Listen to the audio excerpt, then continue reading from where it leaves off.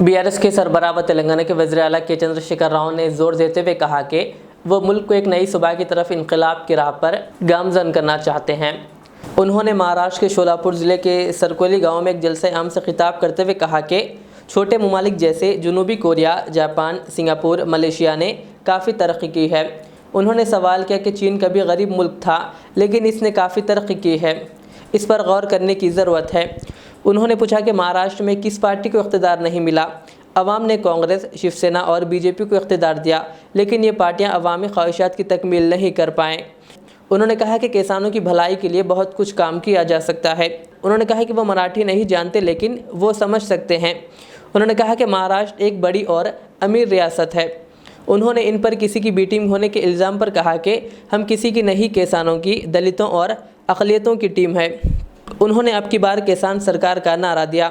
उन्होंने निशानदेही करते हुए कहा कि मुल्क के तमाम मसाइल के हल के लिए वो हिंदुस्तान को बदलना चाहते हैं।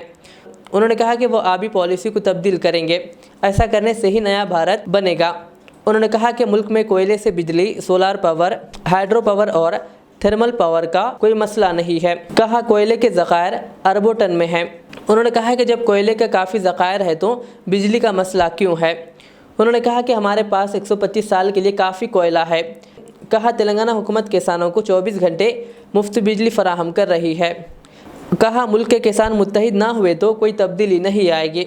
उन्होंने कहा हुकूमत तेलंगाना माजूर अफराद को 4000 रुपये वजीफ़ा दे रही है। उन्होंने कहा कि महाराष्ट्र में बीआरएस हुकूमत आती है तो तमाम फलाही प्रोग्रामों को नाफिज किया जाएगा और मुअम्मर अफराद को वजीफ़ा दिया जाएगा। मेरा एक बात है, मुझे समझ में नहीं आता, अभी अभी हम शुरू हुए महाराष्ट्र में, इतना आक्रोश क्यों है इतने सारे पार्टियों में, इतनी घबराहट क्यों है, हड़बड़ी क्यों है, इतना आक्रोश इतने छोटी पार्टी के लिए। 3-4 महीने ही हो गए हम यहां शुरू होके, कोई पार्टी हमें नहीं छोड़ रहा है। भाजपा एक वक्तव्य है, कांग्रेस का एक वक्तव्य है।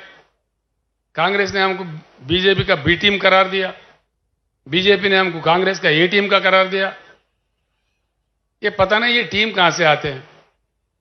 हम किसी का टीम नहीं है, हम टीम है तो किसानों का, पिछड़ों का, अल्पसंख्यक का और दलितों का टीम है। इस बात से कोई घबराए नहीं। हम अगर टीम है, जैसा बालके जी ने कहा, पक्का पहली बार हिंदुस्तान में कहीं कहीं लोग कहीं कहीं नारे दिए, सिर्फ बीआरएस ही इकलौता एक ही पार्टी है जिन्होंने दिल फाड़ के कह दिया कि अब की बार किसान सरकार। पहले कोई पार्टी ने इस बात नहीं कहा। क्यों नहीं कहा भाई? 60% लोग तो खेती किसानी से जुड़े हुए हैं। किसान को और कामगार को जोड़ दो तो 60% से ज्यादा हो गए। अब इन लोगों को डर लगा है भाई, सब साफ साफ मालूम हो रहा है किसान जुड़ रहे बीआरएस के साथ, तो इसलिए उल्टा सीधे बात करने लगते हैं, बड़ा अजीब अजीब कमेंट्स करते हैं। मैं आपको साफ बताना चाहता हूं, ये तेलंगाना या महाराष्ट्र तक के लिए सीमित पार्टी नहीं है। आज के भारत के जितने भी समाधान, जितने भी प्रश्न हैं, जितने भी समस्याएं हैं, उसका एक ही समाधान है कि भारत का परिवर्तन। परिवर्तित भारत ही हमारे सारे समस्याओं का समाधान है। इसके अलावा भी कई लोक कल्याणकारी कार्यक्रम हमारे पास है, वो सब किए जा सकते हैं। कोई गरीब शादी करता है, 1 लाख रुपए दे देते हैं हम लोग। विद्यार्थी बाहर जाना चाहते हैं, 20 लाख रुपए का स्कॉलरशिप देते हैं हम लोग जो बाहर देशों में पढ़ने के लिए। ऐसे कई कल्याणकारी योजनाएं हैं। जो दिव्यांग लोग हैं, देश में कोई राज्य नहीं देता, सिर्फ तेलंगाना एक ही राज्य है 3000 के ऊपर देता था। तेलंगाना दशाब्दी उत्सव में मैंने अभी अनाउंस किया, उनको 4000 मिलेगा पर महीने। यहाँ पे पेंशन क्या मिलता है? मेरे ख्याल से कोई 600 रुपए मिलता है। तेलंगाना में हम 2000 रुपए पेंशन देते हैं। मैं महाराष्ट्र वासियों को, जो पेंशनदार है, उनको खुलकर कहता हूं, महाराष्ट्र में बीआरएस का सरकार लाओ, पूरे किसान के काम भी हो जाएंगे और वेलफेयर मेजर्स भी, आपको पेंशन 2000 मिलेगा, बाज़ाब्ता मिलेगा, किसी का दिवाला नहीं निकलेगा, बिल्कुल बाज़ाब्ता आराम से दे सकते हैं। अगर महाराष्ट्र वो कर दे तो महाराष्ट्र सरकार का दिवाला निकलेगा। हाँ, जरूर निकलेगा दिवाला। निवाला निकलेगा नेताओं का और दिवाली होगा किसानों का। बिस्मिल्लाहिर्रहमानिर्रहीम, अस्सलामु अलैकुम वरहमतुल्लाहि वबरकातुहू। नाज़रीन, मदरसा इस्लामिया रियाज़ुल उलूम व रियाज़ इस्लामिक स्कूल में 27 अप्रैल से दाखिलों का आगाज़ हो रहा है। जी हाँ, जिसके अवकात सुबह 10 बजे से दोपहर 1 बजे तक होंगे। इस असरा में सरपरस्त हज़रात तलबाए क़दीम और जदीद दोनों के दाखिले के लिए बच्चों को लेकर आएँ और फिर दाखिले की कार्रवाई करा सकते हैं। ये एक ऐसा इदारा है जहाँ पर दीनी तालीम के साथ साथ असरी तालीम भी दी जाती है, यानी इंग्लिश मीडियम की मुकम्मल तालीम नर्सरी तक 10वीं जमात तक की तालीमी नज़्म है।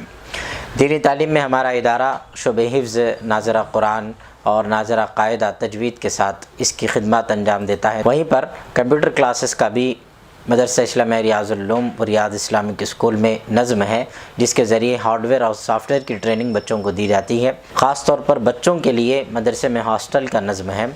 वहीं पर अंजुमन इस्लाहुल लिसान का एक हफ्तावारी प्रोग्राम मुनक़्क़द होता है, जिसमें तलबा व तालिबात ख़ास तौर पर अपनी तालीमी मुज़ाहिरे को, अपनी तकरीरी मुज़ाहिरे पेश करते हैं। 27 अप्रैल से 2 मई तक अपनी दरख्वास्तें दाखिल कराएँ। स्क्रीन पर नंबर जो दिए जा रहे हैं, आप उस पर कॉल करते हुए हमसे रब्ता कर सकते हैं। वहीं पर एक स्कैनर कोड भी आपको दिया जा रहा है, जिसके स्कैन करने पर आप स्कूल के व्हाट्सएप पर आप पहुंच जाएंगे, जिसके ज़रिए से आप तफसीलात भी हासिल कर सकते हैं।